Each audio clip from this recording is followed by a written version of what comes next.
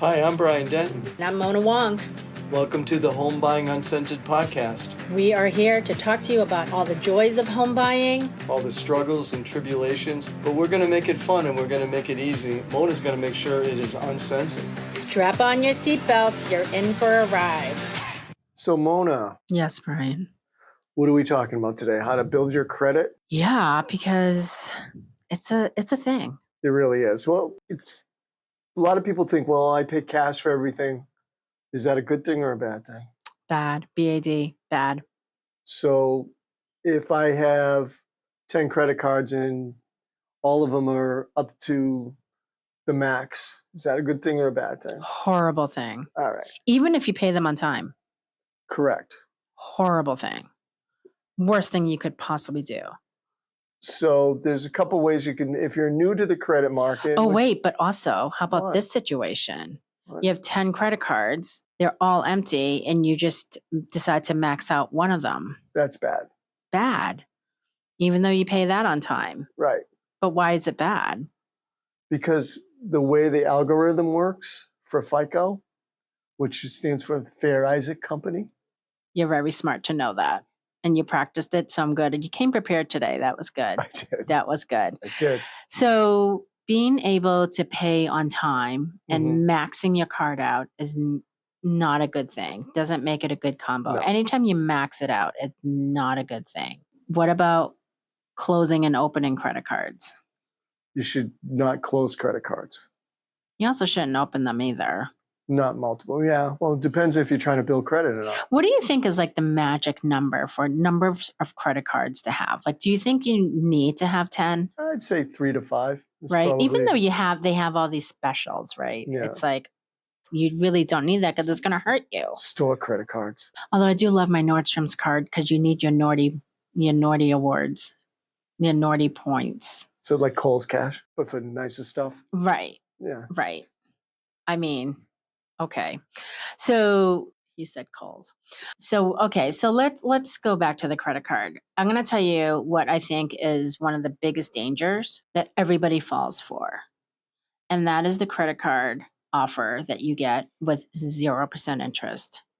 It is hands down the worst offer that you can possibly get because you get this offer. Hey, open this credit card, transfer all your money here, and it's 0% for like 12 months. Oh my God, that's freaking amazing. So you go and you're like, legit like unload all your credit cards into this one credit card. And they're like, how much money you transfer? $10,000. Great. I'll give you a line for $10,000. And now all of a sudden, guess what? You're standing there with 0% interest. You just opened a new credit card and you've maxed it out. What do you think that did to your credit score? Dropped it significantly. Like down to the bottom. Yeah. Like shit the bed kind of score. Right. Right. But it's 0% interest. I don't care. It's not worth it. Your credit scores will plummet. So I do agree that I think three or four credit cards are good, especially when you're building credit, that you should have a couple of different lines. And, you could say, okay, well, I'm going to have these, and if you're new, if you're starting out, they might not give you large credit lines. They might just give you a credit line of like $1,000 or $500. And now, especially if you go out for dinner, like it's expensive. And so you could run up that tab pretty fast. So if you have a credit line for $1,000, you really don't want to put more than 500 on there. At any time. At any time, because it's going to bring your credit score down. Why? That's why you have multiple credit cards. Like spread it out. If you're trying to maximize your credit score, you really shouldn't be 20%. You should be about 20 to 30% in line. Right. 50% is kind of pushing it. Right. But when you but I like to live dangerously. So let's say you're a student. You just graduated from college. You got 3 credit card offers. You get them. Should you pay them off every month? No. Or should you prove to the credit card companies that you can pay over time? Oh, yeah, definitely. That builds a credit score faster. People got really angry with me when I said that. Because, on my social media, I had put out a post about that and I got all these angry messages like, I think I would have been stoned if they had seen me. They were so not happy with it. But I'm not telling you that you can never pay it off. I'm telling you while you're building credit. Every time I get stoned, I'm happy. Oh, Brian. So what I'm saying is every time you open, when you're starting your credit journey, that you shouldn't pay it off every time. Like maybe make 2 or 3 payments and then pay it off. Yeah. So yeah, you might pay a little bit in interest, but you've done worse things than that. But you're not going to get a big line of credit though, Mona. So it's going to be negligible. If you're Exactly. starting out, It's a it's going few to be like a dollars. $500 line maybe, or Maybe. $1,000 at the max. Right. And, you know, even what's the interest on 3 or 4 months?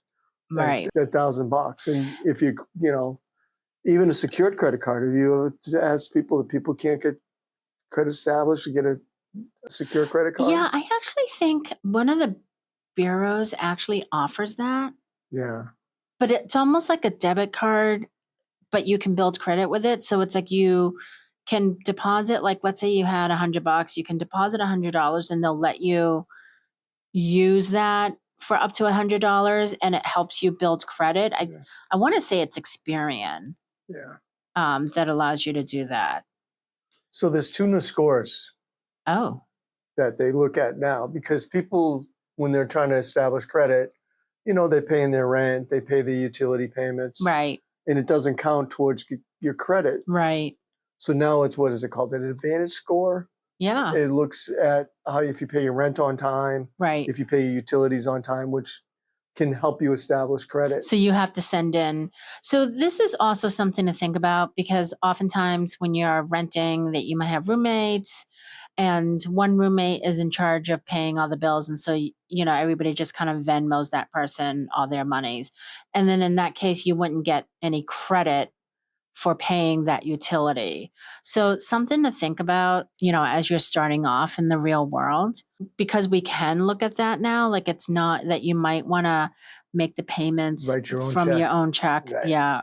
And not, Venmo is still not really acceptable in terms of like payment either. Like I would make it come, like I think using Zelle where it comes directly from your bank account is better than like a Venmo. Correct. I think it's way better. Yeah.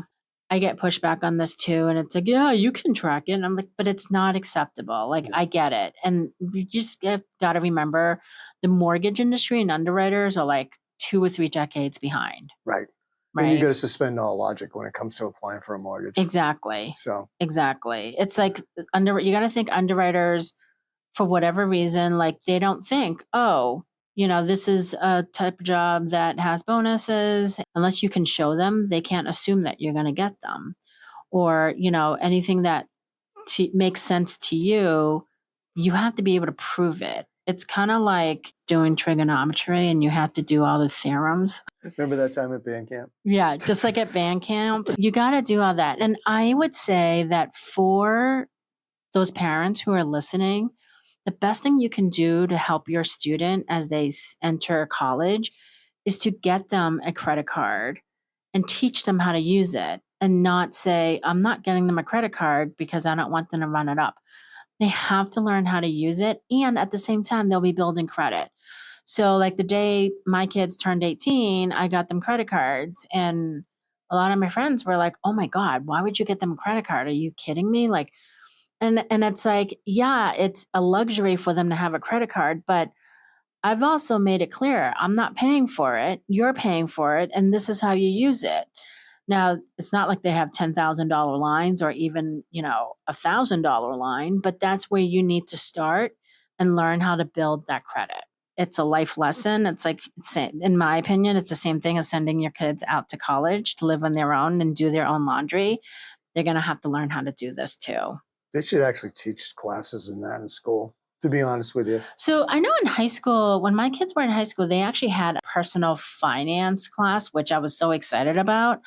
I don't really think they learned anything. Like they came back and they were like, oh, I need an IRA. I'm like, oh, good God, can you just balance a checkbook? Which I guess people don't really have checkbooks anymore.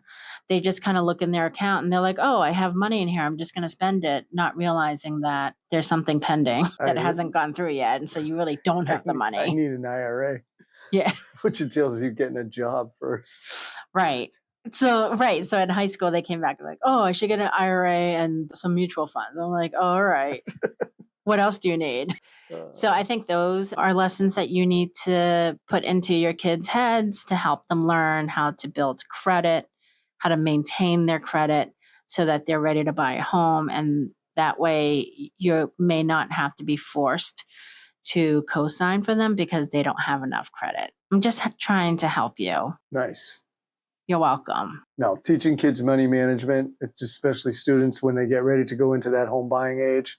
And I think if it was taught, more people were taught sooner, you'd see more people applying for homes that are younger than the age of 40, which Yeah. seems to be the average age of a first-time home buyer now. Yeah. And talk about affordability, we could talk about that at another time. Right. But knowing money management is only teaching to help maintain a mortgage, because we've gone over this before.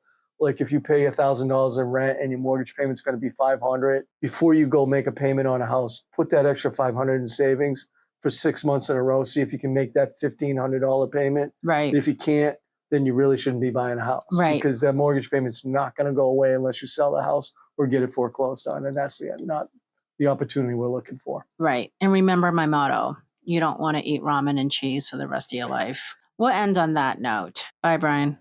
Bye, Mona. Thanks so much for listening to our podcast. If there's anything that you want to hear, or if you have any questions about anything we've talked about, feel free to drop us a note. You can get us at hello@homebuyinguncensored.com. You can also get us on Instagram. Our handle is homebuying_uncensored. Thanks.